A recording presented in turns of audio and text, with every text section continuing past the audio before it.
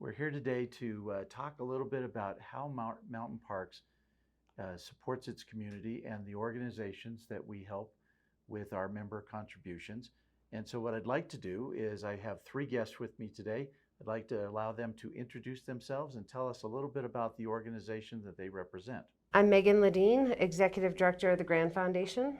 Grand Foundation is the local community foundation for Grand County. Started in 1996, originally to support the nonprofits in excess of 180 nonprofits in Grand County by giving them financial grants. Through the evolution of our 27 years, we have evolved from beyond nonprofits to individuals, residents, and guests supporting the needs of Grand County. I'm Helen Sedlar, Executive Director for Mountain Family Center.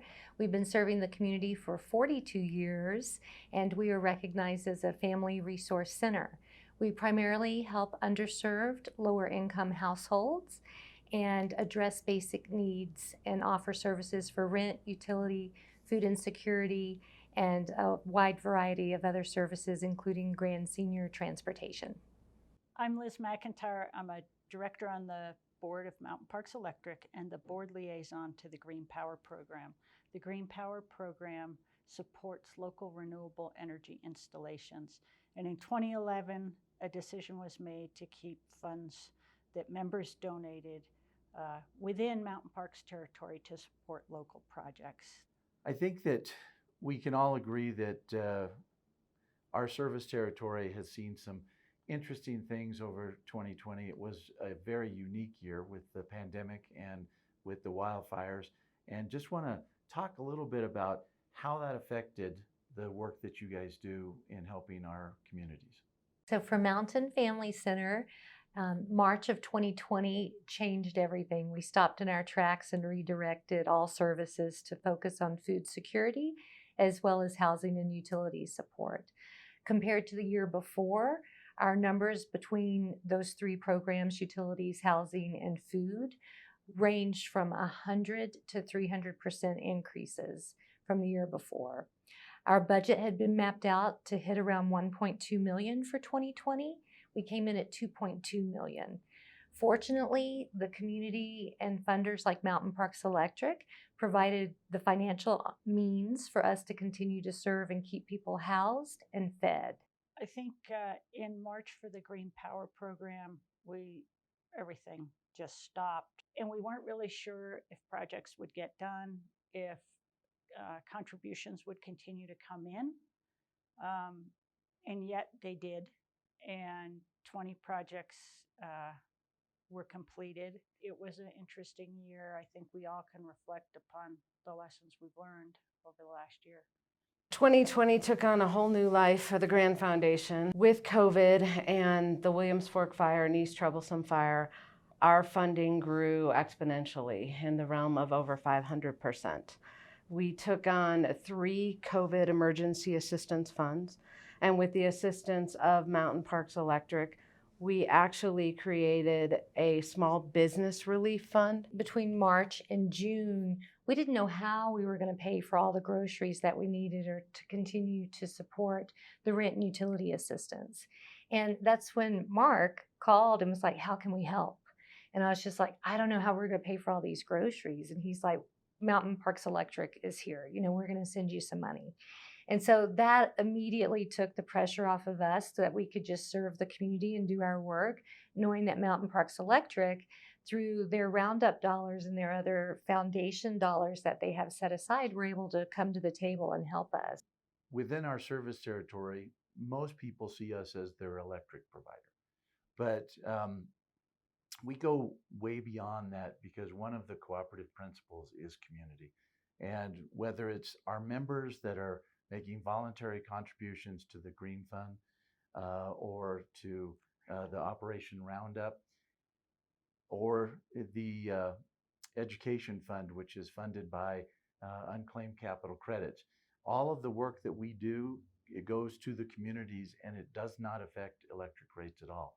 But talk a little bit about how you guys do your work and how important those community contributions are, not just from Mountain Parks, but from the community in general. You talked, Helen, about the fact that your budget was almost twice what you had anticipated. Could you have done those kinds of things without community support? Absolutely not. And I think that's what was so interesting, because other entities and organizations and corporations, businesses called. One example is Blue Federal was just opening up in our community, and they offered a matching grant. They were like, hey, we can help you raise $50,000, but you've got to raise $25,000 and then we'll match it. I immediately went to two people sitting in this room, which was Mark and Megan, and they were like, yes, we will help open doors and contacts to help you raise those funds. That $50,000 helped us buy the mobile food pantry last July, because the need was just increasing daily, and we knew that people couldn't always get to us, so we needed to get to them. Because of the partnership and the contributions that Mountain Parks Electric has given into the Grand Foundation's various funds, we've not only been able to reach a constituency that we might not have thought historically was within our scope or within our arena. And so there are so many unmet needs that came as a result of COVID and the wildfire, that having a collaborative partner such as Mountain Parks Electric has been instrumental. And we have a lot of surrounding counties that don't have community foundations and or United Ways.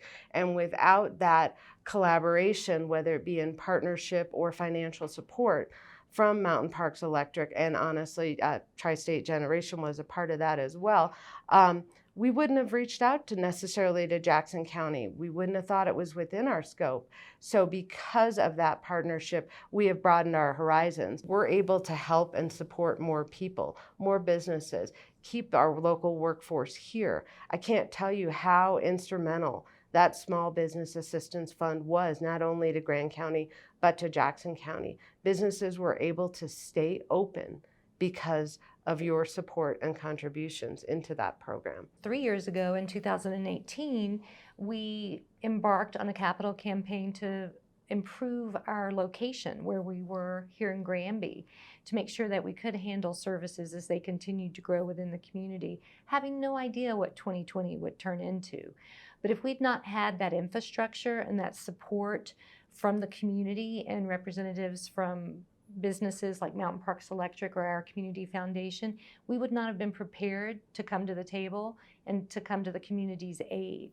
So I think it's very important to recognize those established partnerships and how that builds out systems and able to provide services when they're called upon. Because of the support you give to organizations like Mountain Family Center, it enhanced our partnership with them as well. Not that we haven't had a history with Mountain Family Center, we have for 27 years. But if anything, I feel the contributions that you've made to Mountain Family Center and many other nonprofits in this community help leverage that local match that we could give even more as a part of it. So working together so they could provide all those services. Last spring, there was a ton of uncertainty and no one knew what would happen, other than people weren't getting paid. They couldn't buy food.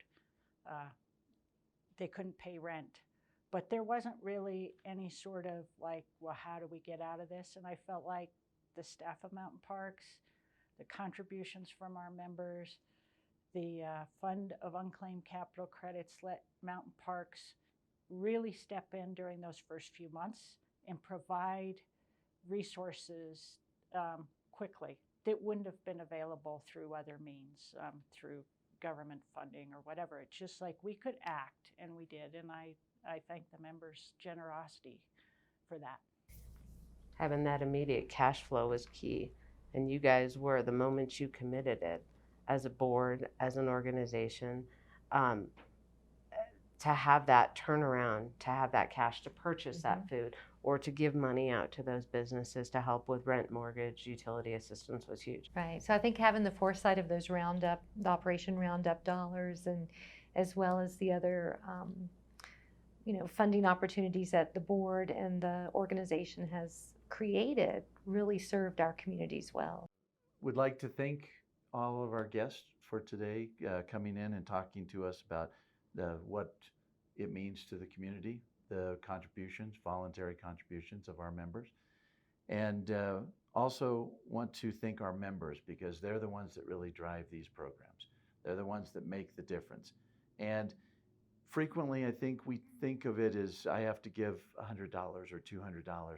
With our Operation Roundup, you might only round up your bill 17 cents, but over the course of a year, that's $3 to $5. With those small contributions added up across 21,000 members, we've been able to give back to our communities more than $1 million over the last 20 plus years. And that's all because of our members. So we want to say thank you.